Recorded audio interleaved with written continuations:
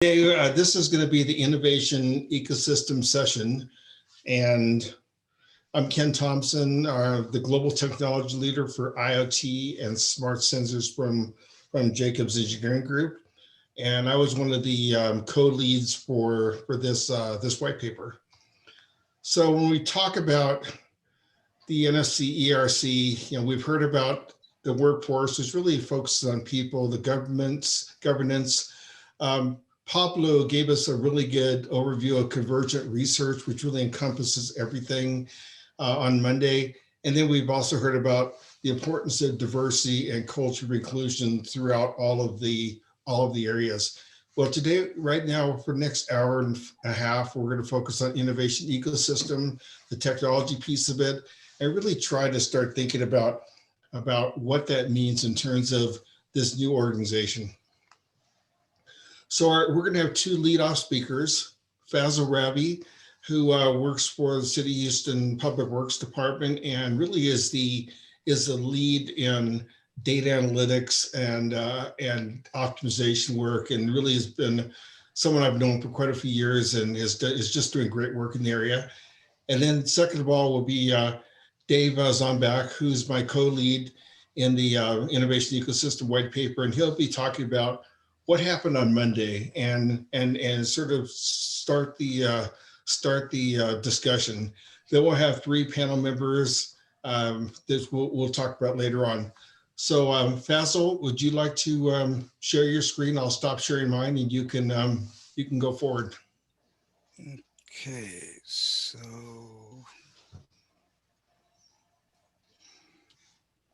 okay, can you see my screen? Yes, we can, Fazil. Okay, thank you, Ken. Thank you, everybody.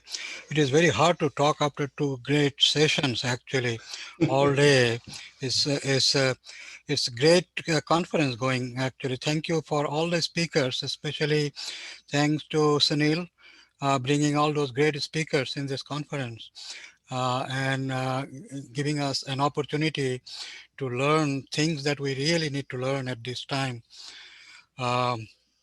Of our journey. My talk actually would be kind of a ground level, what we are doing at the City of Houston, Houston Water, to our smart utility journey. It's mainly data centric. I will try to cover, these are the points, our infrastructure overview and what is our framework. Few years ago, we came up with an idea of a smart utility framework, and then the data advanced infrastructure analytics framework that we are working on for several years. Then strategic asset management, what we mean by that and what we are doing on that, and what is our vision. So this is what our size of the utility. Houston area wise, we cover about 650 roughly square miles. And Houston Water serves both wastewater and water customers. Water, we serve actually region. So roughly about 4.5 million customers. And wastewater, we serve majority of the customers are within the city limits, some outside municipal utility district or special districts. Our budget is kind of 370 million combined for water and wastewater CIP and 400 million O&M. It's a huge infrastructure, actually, we operate and maintain. On water side, we have three surface water plants, combined production capacity of 630 MGD. And groundwater plant, we have 56, combined capacity of 270 MGD. But right now, we are building additional 320 MGD surface water plants, which will be online by 2025. So wastewater side, we have 39 treatment plants,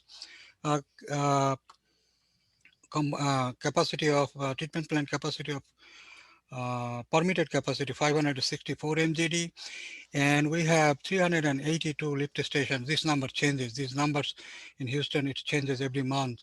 Some days you will hear 381 because we are actually, this is a unique, probably one of the unique cities that has that many facilities. So we are in the process of consolidation of a lot of facilities right now And as far as pipes are concerned, wastewater, we have 5,900 miles of sewer pipes, and water also we have 7,200 miles of water lines. I'm not going to read all those, but one thing is, you see on the screen also, Houston is so big that it can accommodate probably 9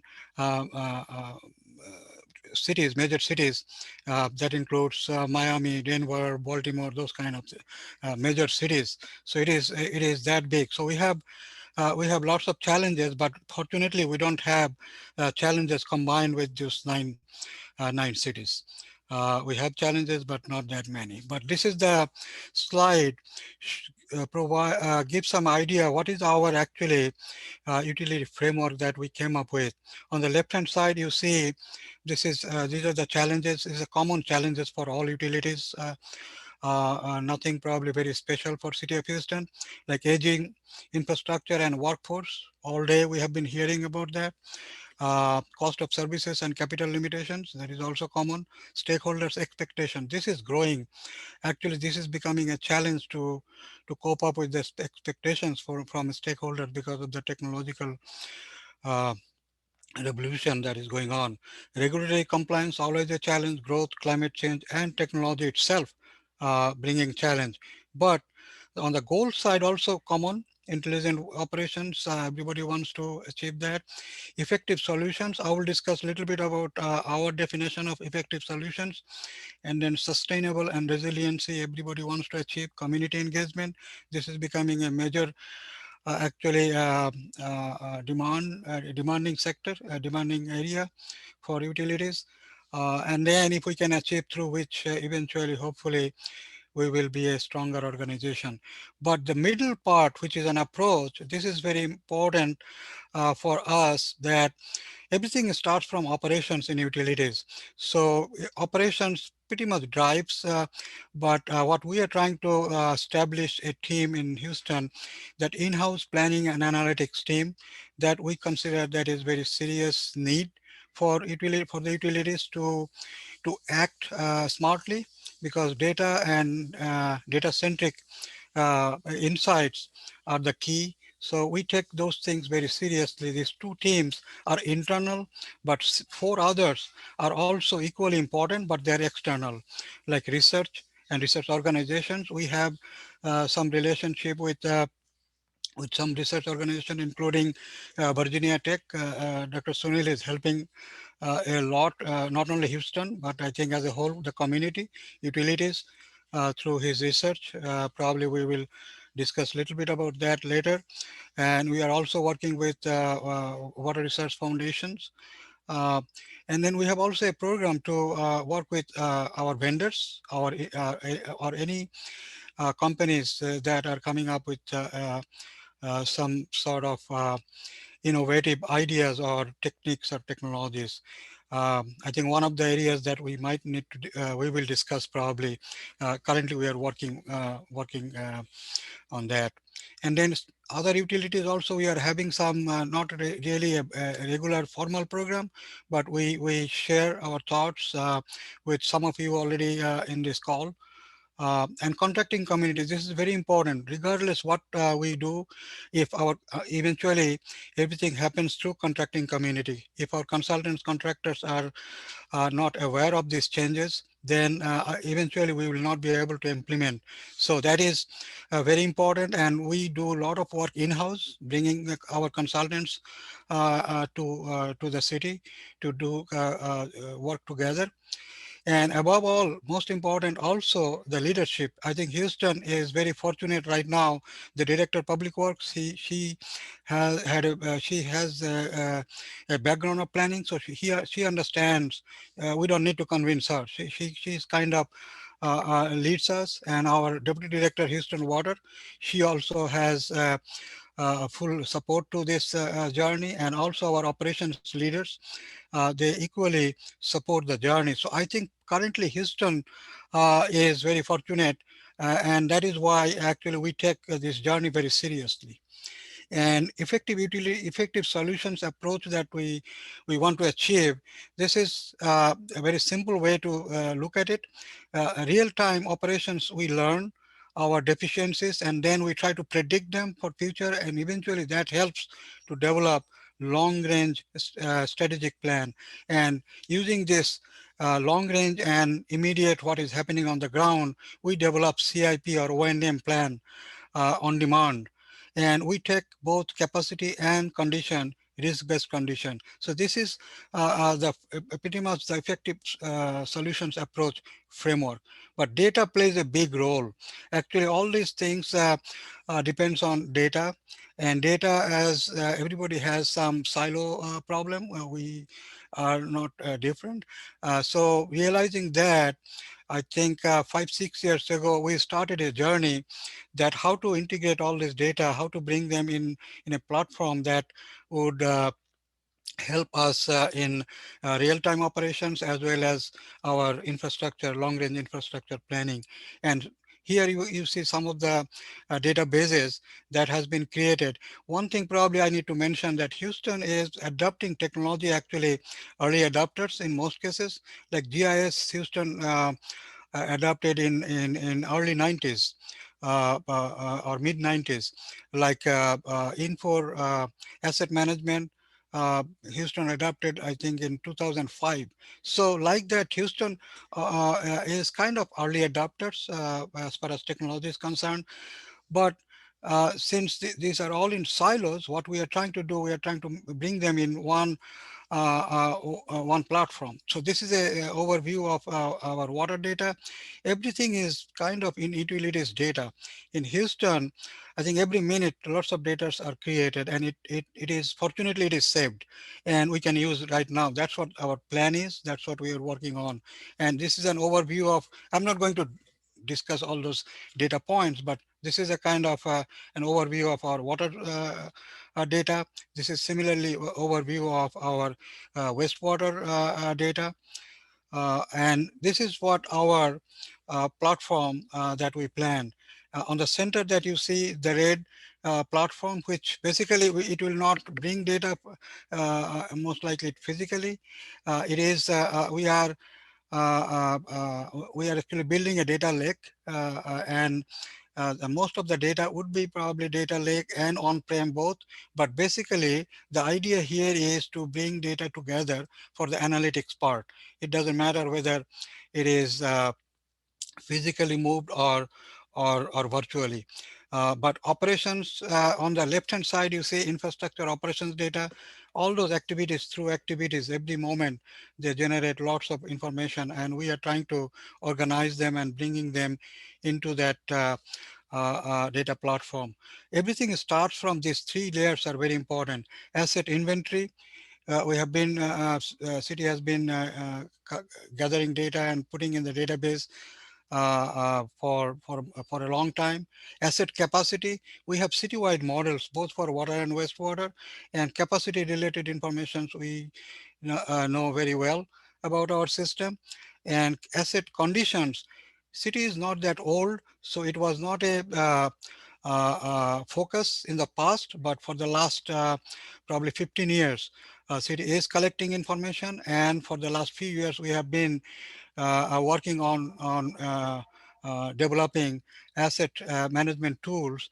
Just now we finished actually uh, uh, all of our treatment plant and wastewater treatment plants and lift stations data collection for all of our assets. And we are working on, hopefully by next year, we will have a complete asset management uh, tools developed, which will help us to uh, uh, uh, develop plans, our CIP and O&M plans, completely data driven. And wastewater side also, we are working on that would be done, that are being done. So it will be at one point, we will consolidate both water and wastewater to make it one Houston Water asset management platform. And we also need data from federal, state, and regional agencies. So we are We are also consolidating those data sets.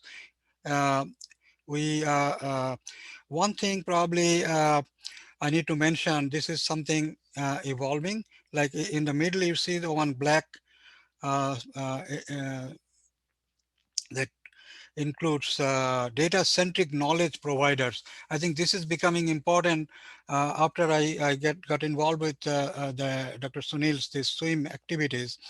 I think this is becoming very critical. We need support from from Virginia Tech's types initiatives. So research organizations, we need multiple utilities to bring data in one place, and even if it is sanitized way to share, that is very helpful. And we are really excited to see the results from pipe research that Dr. Sunil is doing. So that would be integrated. We will integrate any information that we'll be using through this platform. That is the idea. So it's not limited to any specific data set. So this is what our journey is for strategic asset management. On the top, this is a little bit busy slide, but on the top you see the line, all pressure pipes or gravity pipes, and customers are being served by those lines, eventually lines, manuals. So that is the top layer, and we are doing data collection for each and every segment of the pipe and every manholes right now. And similarly, as I mentioned, we have finished uh, at least for wastewater side, lift stations and treatment plants, each and every asset. Uh, our idea is now we are working on combining all those information, linear and vertical assets, to develop a platform through which we will know 0 to 50 year at what risk, what is our current level of service versus at what risk we are serving our customers. So that is how we will make decisions for our CIP and ONM plans. That is our definition of risk-based asset management plan, and this information would be used for repair and rehab, replacement and consolidation. As I mentioned, this consolidation is a big initiative that City of Houston currently we have, and also on the right hand side, one thing you see here is that we are developing that asset management platform in a manner that from parcel to citywide information on the fly, we should be able to understand at what level of service and risk we are carrying to serve our customers on the fly. So that's we have a prototype, but we are now by the end of next year, we will have a significant progress on this particular area. So as I mentioned, that our goal is to develop a platform through which we will make a, a decision about our CIP. But for that, we need to go through two important process, which is that need assessment and comprehensive infrastructure plan. So this, we want to keep it live. Live means as information changes, our need assessment will change. And once need assessment need changes, then accordingly our plans would be updated. And also we are working on right now on predictive sanitary sewer overflow predictive modeling. I think yesterday Go Igua had a presentation. Go Igua, we have hired them to help us on developing that methodology. We made a significant progress. I am optimistic about that would be also completed sometime early next year. And this platform, we want to make it a kind of dynamic and in an environment which will provide faster information on demand to share with anybody in the organization. And the idea here is basically we want to see the status of our infrastructure uh, in a way you can say scores, 0 to 50 year. So And funding level, the one utility, I mean, all utilities have same challenges to convince our politicians. So are we funded right? If not, we have to prove them. We have to convince them why not. So, and that is the reason data is very important, and data need to be I mean, a lot of issues are with the data. This slide a little bit discusses about some of the opportunities we have in data world, especially when we are talking about smart utility. So on the top, I have taken actually that is what is that called? Technology stack developed by Water Research Foundation on the left-hand side. On the right-hand side, I modified a little bit for the way we are doing it. The bottom layer is physical layers, that is we are working on for a long time. And on the top also, the analytics, dashboard, insights, decision support. These are the activities are common, but it is growing. And but at the same time, data collections are also emerging, lots of technologies. One area we need to be a little bit probably demanding is QA/QC analysis ready. So a lot of data, even if you are collecting from sensor or SCADA, there are some false signal. So there are some needs for data cleansing. Without that, we cannot really achieve the real-time or near real-time operation support. That is one of the areas I think we need to pay attention to. Of course, for all other layers, we need to work on equally, but I think the data cleansing part, especially SCADA data or even sensor data, cannot be used effectively without going through that data quality aspect. So with that, I think my time probably have taken a little bit longer than what I should have. Thank you very much. Thank you very much, Ravi. I'd like you to stay for some questions later on. We're going to have a bit of a shift in our agenda and have our next speaker be Javida Sol. Javida is with Microsoft, and he's their CTO for innovation, and he has a prior commitment, so we're going to let him go next. And Javida, if you could go ahead and share your screen, and Ravi, if you could unshare, that would be great. Done. I have a, yeah, that's good. All right, let me share my screen here. And please, if anyone has questions for Ravi, please go ahead and put them in the chat, and we'll get to them after Javida does his presentation. Can you guys see my screen? Not yet. Let me go ahead and share again. So I will say share. Please let me know if you can see. It's coming in, yes. All right, please let me know, what can you guys see?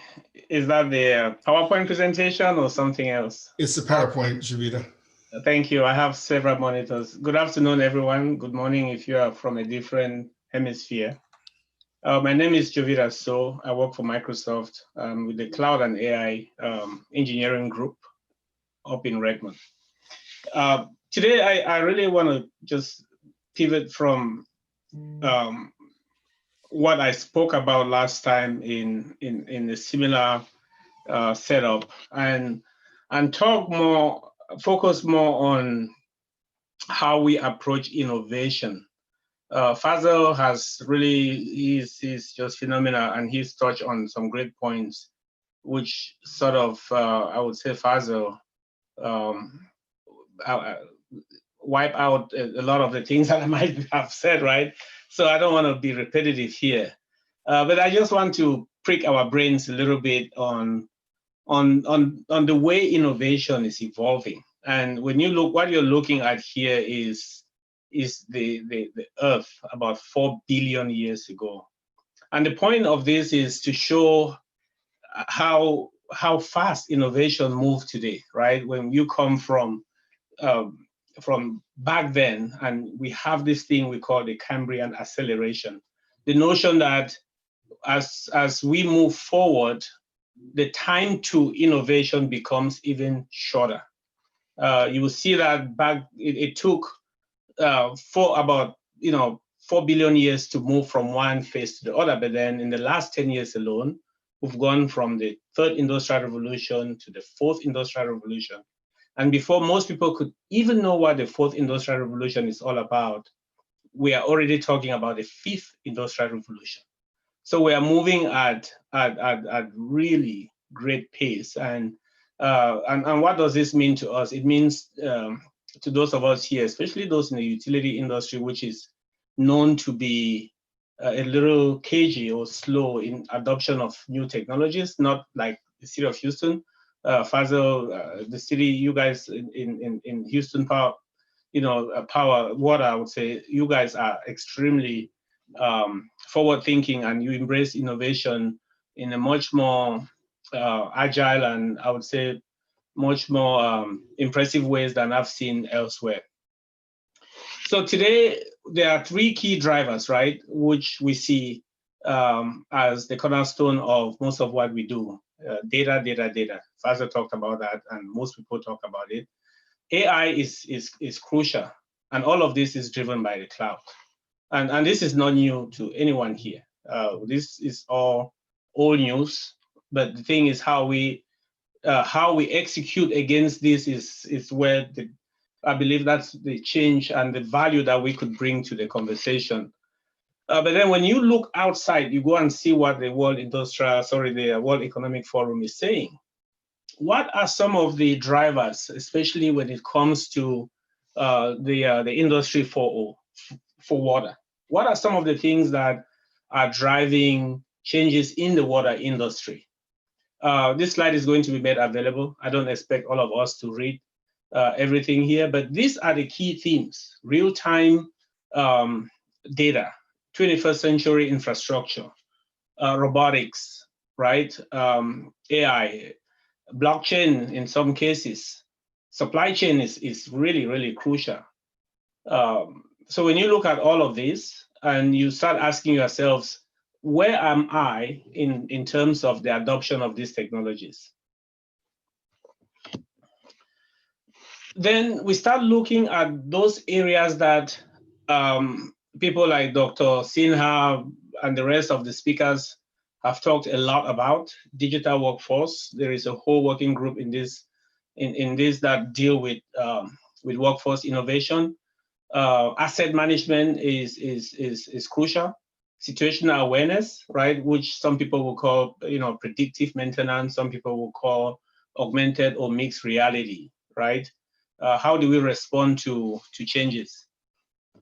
Then, how do we sell this to our stakeholders? It's been a challenge for most of us in engineering or in IT or in some field where you need to sell things to people. I want you to read this from the right, going back to the left. Because in the past, we would approach it from the left going to the right, because we are technologists.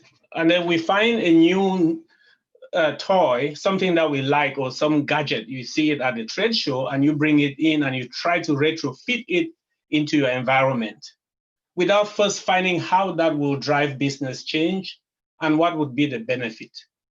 So this process that you see here is a process known as the Benefits Dependency Network, which was developed by the Cranfield School of Management in the UK. And what it does is it says that for you to bring change, effective change in your environment, you want to start by identifying your business drivers. And on the right-hand side are some of those business drivers. And then you look at some of the investment objectives that are going to, to come in. Then you sell the benefits in red, right? And what changes are these benefits? What are those organizational changes that are going to happen?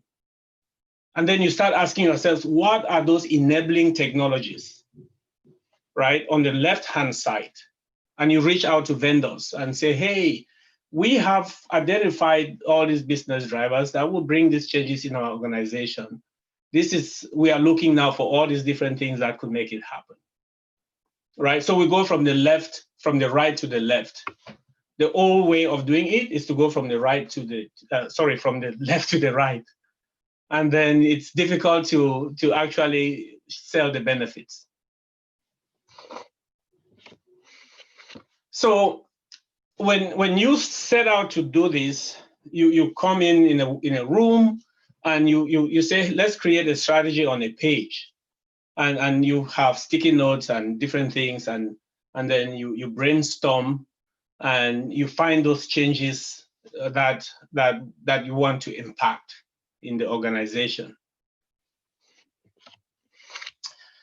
This is what you see here is actually a project that we've been talking about here in Houston. As you all know, Houston is in the Gulf of Mexico, and we suffer from serious hurricanes and flooding events all the time. And over the last few years or so, myself, some partners, we've been talking about creating what we call a retention detention environment for floodwater mitigation in the city. What you see here on this screen is really the old way of doing it before the technology that we are talking about is introduced. Pretty much what you see is rain comes in, right? And then it fills in a pond. That pond overflows and floods the low-lying communities in a very predictable way. Everyone knows that. But then we say, what if we could introduce technologies that will function together to do predictive maintenance for flood control? At the bottom of that screen, on the left-hand side, you see a dry pond with some sensors that are there. And on the right-hand side is a wet pond, which we know exactly what the capacity of that pond is. And then we have on the top right-hand side is the National Weather Service, which we talk to. And we can get forecast information from the National Weather Service, saying that 6 or 10 inches of rain is going to fall. We would then empty this pond on the right-hand side if we need to, if we know that the amount of rain that will fall exceeds the capacity of that pond, right? We could then predictively do a safe release of water before rain comes. So this is an example implementation of the system.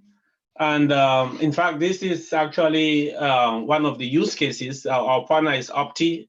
They are a Boston-based company. Their solution is built entirely on Azure. We worked with them for 4 years to implement that. And this is one of their implementations here in North America.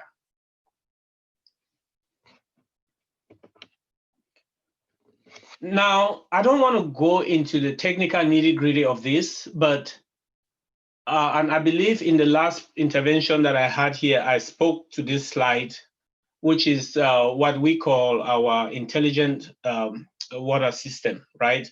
Where we have the different personas, whether it's a city leader, a worker, a citizen, and then we have someone down in the plant. It is still driven by sensors, it's driven by IoT, and the idea here is to show an end-to-end ecosystem where you could predictively actually manage your water system in a city.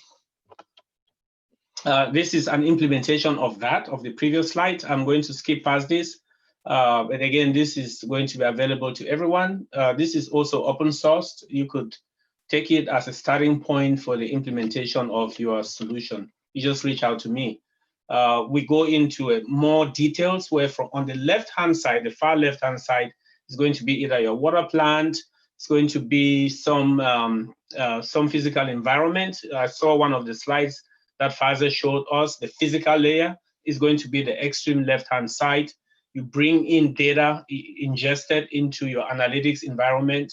You perform all kinds of analytics, whether it's different, either predictively or asynchronously, and then you, on the far right-hand side, you share that information throughout your organization and enable folks to see the business benefit. It looks simplified, but it takes some a lot of thinking that goes into making this happen.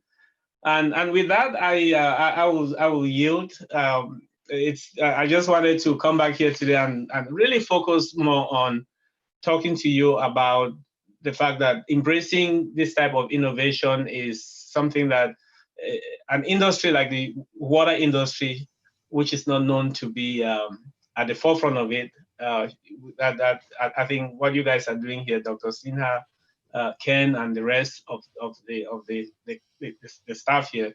Thank you very much, and I do appreciate any question that you have for me. Yeah, thank you, Javita. And I should add, Javita was a major participant in our white paper and really did a great job on the cybersecurity section. Javita, Fazil talked about data cleansing being one of the big challenges out there for these type of systems. What are the challenges you think that are most predominant and could be addressed by the ERC organization? I think that remains true across the board. When you collect data from different disparate sources, right? In some cases, organizations may have 22, 32 different sources that data come from. The key to all of that is to identifying the use cases, right?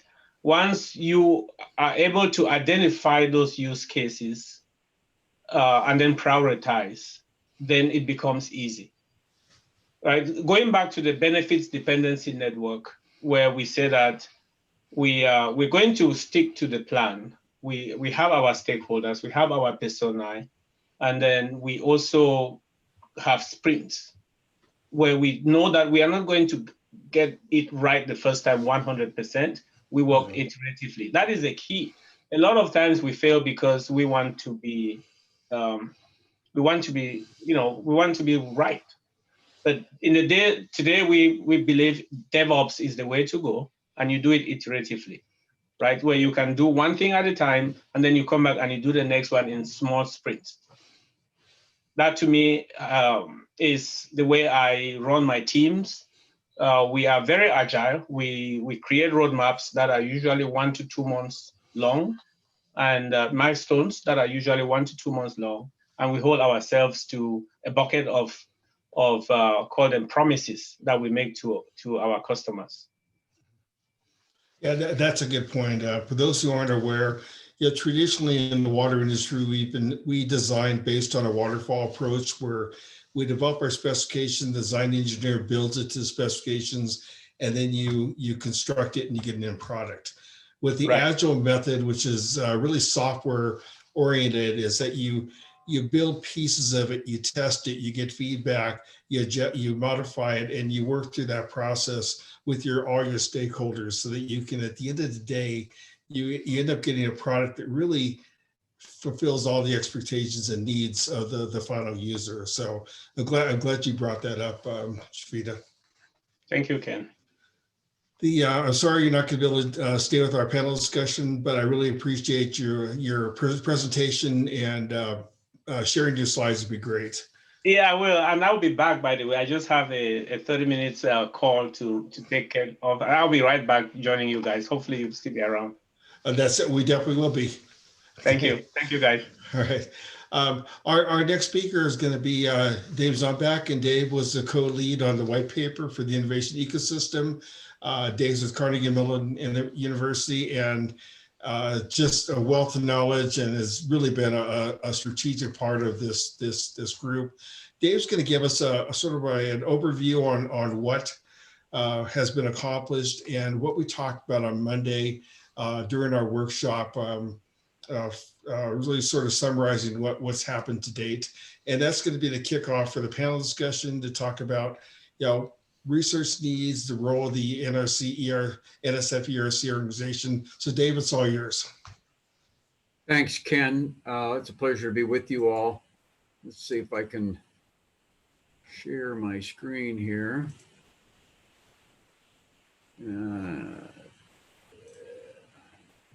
I'm going Yeah, to, we can see it. Just needs to go into slide mode, presentation mode. yeah, let me. Um, There's a way to swap the screen here. Let me figure that out.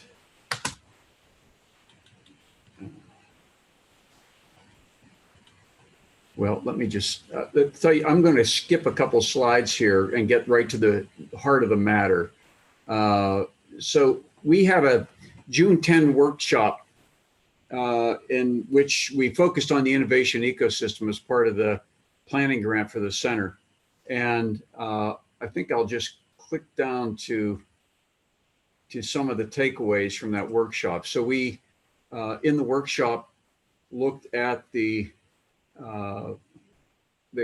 current culture of innovation. Innovation in the water sector traditionally slow, but as Jovita just mentioned, things are changing, especially in the data collection, sensing, data management, data analytics, data-driven decision making. We broke into breakout sessions with utility and non-utility folks and generated a bunch of ideas. And we framed this up in terms of thinking about the water infrastructure innovation ecosystem. So this is a pretty complex network of people and organizations involved with design, construction, operation, and management, but also all the support system for that. Vendors, equipment suppliers, consultants that provide data analytics services, for example, as we just heard from Jovita. There are also a bunch of existing efforts around driving innovation in the water sector in professional societies, Water Research Foundation, and some similar organizations. In large-scale initiatives, in particular utilities, we just heard from Fazil. What is going on in Houston is very impressive, very large scale. Of course, not all utilities have the resources to go at that level, but they're supported by different kinds of organizations, such as collaboration hubs we heard about, specific kinds of initiatives like the California Data Collective. And some particular issues and opportunities that came up in the June workshop around water infrastructure innovation are listed here. Cybersecurity, engaging artificial intelligence, automation, technologies for processing data, for actuation and control, data as a service. There was a lot of discussion around that. And New York City is an example. A lot happening in integrated watershed management. Universities plugged into various parts of this in different ways, and that we talked about different kinds of partnerships, new kinds of opportunities. And we talked about the challenge of cultural acceptance within organizations, within communities. Some of the innovation technologies and issues, opportunities, but also challenges here in assessing maturity of technologies. A lot of technologies coming online. How do utilities and other users assess the state of readiness and experience with these technologies? And some of the technologies, open source technology and Internet of Things. Jovita and Fazil talked about some of these applications. Digital twins, an electronic replica of a physical system that one can use not only to assist in design, but when you get into the operation phase, thinking about tweaking of the system and modifications and new kinds of approaches, having a digital twin can facilitate that. How humans interact with these new technologies and the training. Can't overlook the human element here. That came up again and again. So in the Smart One Water Center, in addition to conducting research, it's envisioned that we would have a technology support center activity as part of the center. And we've been using the term innovation ecosystem hub. So you have this complex network of people and organizations, and how can we support the network? What's the best opportunity for an academic research center to add value? And some of the aspects we talked about in this regard were leveraging existing networks of stakeholders, but developing new kinds of partnerships. So to bring us to the present, on Monday, in the Sunil calls them workshop of workshops, innovation ecosystem was a focus on Monday. We talked about priority research needs, and looking back at what happened in June and what's happened since then on development of the white paper, as Ken discussed. There were many issues and opportunities identified in the domain of data management, data privacy, data ownership, and some challenges that exist here for research effort, moving the industry forward, moving our sector forward.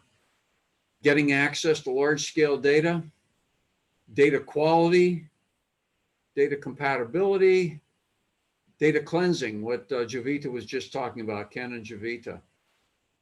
And, you know, a central theme that came in the discussions on Monday was, look, you know, we have new ability to collect all kinds of data. We have new ability to process it. You know, that all requires resources, time. It's expensive.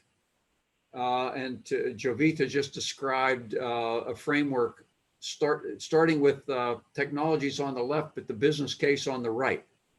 And he said, start with the business case and work your way back. Don't start with the new toys on the left.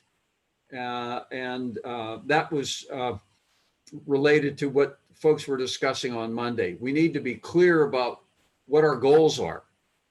And Jovita just described, you know, the effort of his group to develop a roadmap and then go at that very specifically.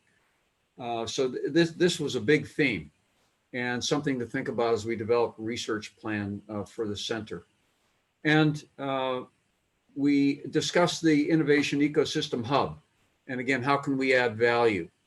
An important topic that came up there was, look, large utilities have much different needs than small utilities, and there are many more smaller utilities, and we can't, you know, overlook them. And we need to have intentional, focused efforts on small utilities, and some potential value-added activities that we discussed on Monday were a clearinghouse type of operation.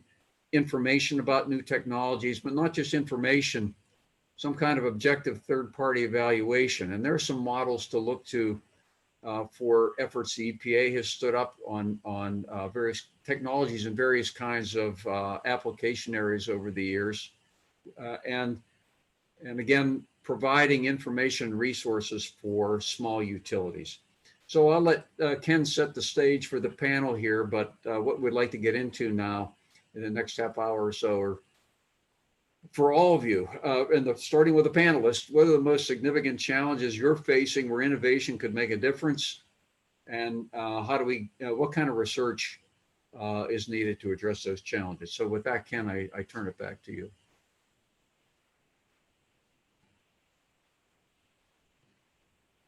You're on mute, Ken. The phrase of 2020, you're on mute. I know, thank you. I don't know how many times I've heard that comment made on virtual conferences this year. But no, thank you, Dave. I really appreciate your introductory comments to what we've been doing for the last 6 months. I'd like the panelists to put your cameras on if possible, and Fazal and Dave, if you can stay on as well, that'd be great. Fazal, do you know if Jack, is that you? I see you. That's me. You're on mute. Great. And Dan, are you here? Great. So our panelists are going to be actually the whole group here, but I'd like to have Jack and Dan start off with some comments. And let me tell you a little bit about Jack first. Jack is the Assistant Utility Director for Houston Public Works, and he reports to Shannon, who was unfortunately had an important meeting with his utility director, and having been in Shannon's spot before, when that happens, you go there. Jack has 10 years experience in the private sector as a business owner and 16 years experience within the public utility industry. He graduated from Barry University in 2015 with a bachelor's degree in science administration, and in 2017 with the degree, a master's in public administration. Jack started City of Houston in 2019 in a wastewater operation branch. He formerly worked in South Florida as superintendent for the largest wastewater management district in the state. And now he's really part of the overall operations leadership team. So Jack, I'd like you to start off by sharing some of your thoughts about the innovation ecosystem. And I don't know if you have slides presented or you just want to do a verbal discussion. Yeah, it's kind of a little bit of both. Thank you. First of all, thank you all for plugging me in here. I mean, I'm trying to fill some big shoes for Shannon here, and just leading off. Fossil first said, "Hey, Jack, I need you to join the swim team." I thought it was a little too cold for that, but then he said, "No, we're talking about data. We're talking about smart water programs and stuff like that." Oh, okay, yeah, I can talk a little bit about that. But all kidding aside, yes, we. Like you mentioned before, the city of Houston is very innovative, and then to answer your other question, it's going to be a two-part. I've got some different topics to discuss, and then I'm going to probably pop in and out of sharing my screen just to help with some visual aids while I'm speaking. But so first of all, thank you for an introduction. My name is Jack Canfield, and I personally oversee the collection system here in City of Houston. And I've got 3 departments that I manage, which is our construction management, our maintenance and stoppage, and then also our analysis. So I'm heavily involved with Fossil and his modeling group, and a lot of analytics and different things that help kind of make the cake if it goes without saying. But so today I wanted to talk about a few things, and one of them is AI, and I have heard that acronym a couple different times, but I wanted to talk about how AI would affect the resource end of the city of Houston.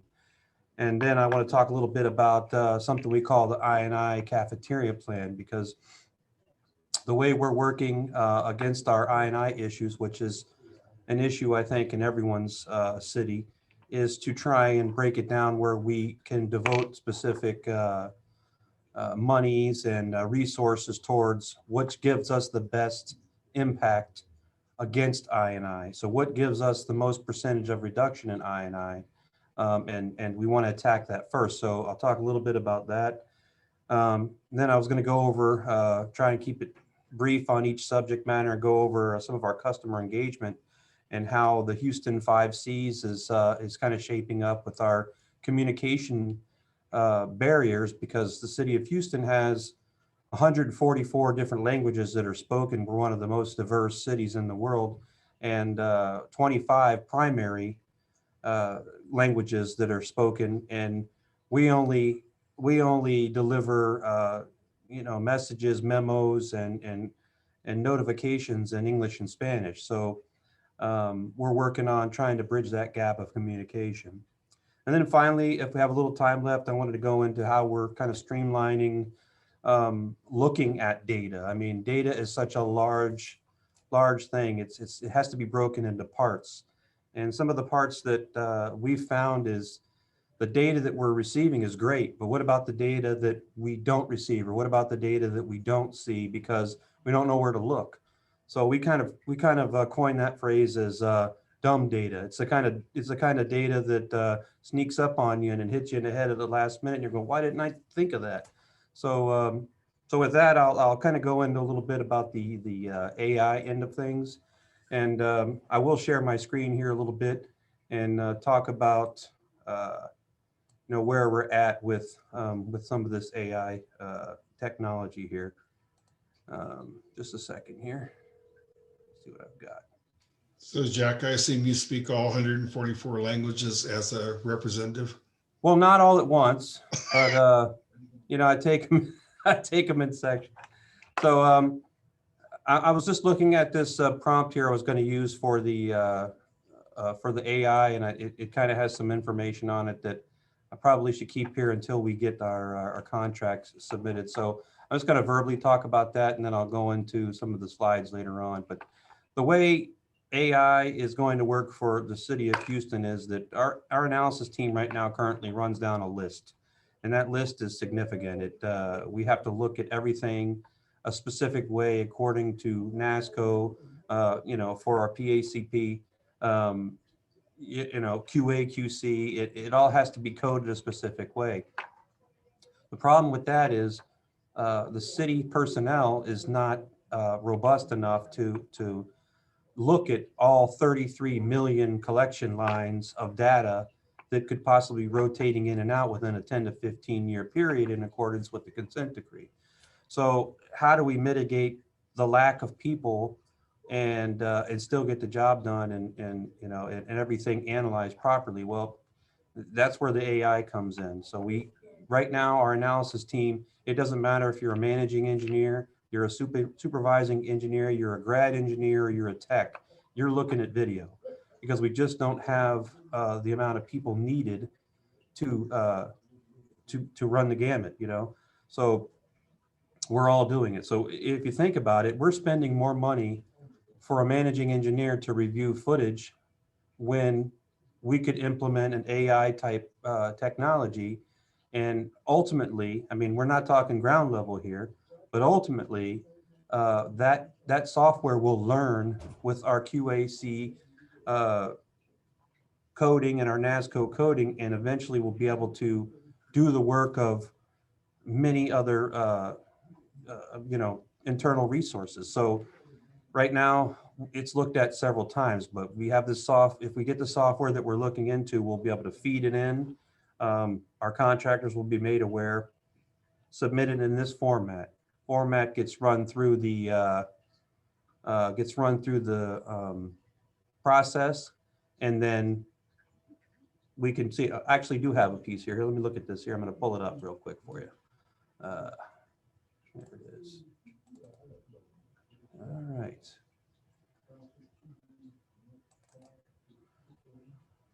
Just give me 1 second here. All right. All right, I'm going to try sharing my screen here real quick. See if I can find it. It won't let me pull it up. Jack, it should be at the bottom, green button, share a screen. Yeah, just not seeing it on the list of items that it's going to allow me to share. Oh, here we go. All right, let me know if you see it. Sometimes it takes a little bit time. Yep, it's coming. Okay, all right, great. So if you take a look here, this is a process that would